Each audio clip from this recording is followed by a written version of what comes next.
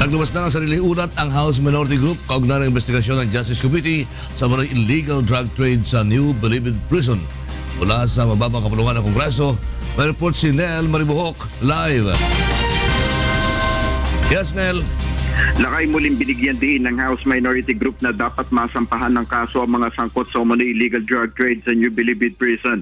Ngayong umaga naglabas ng dissenting report ang minorya na naglalaman ng rekomendasyon na makasuhan si dating Department of Justice at ngayon ay Senator Laila De Lima.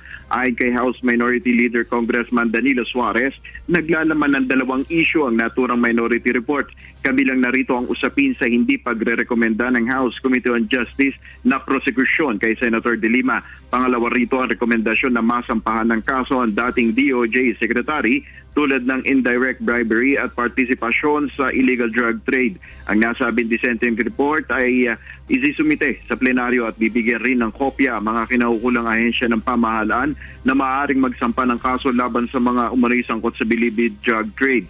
Ipinagtanggol naman ni House Majority Member Congressman Rodel Batocabe ang Justice Committee report ng komite kung saan ayon sa mambabatas ipinauubayan naman sa DOJ o sa ehekutibo ang mga rekomendasyon base sa mga naging pahayag ng mga testigo.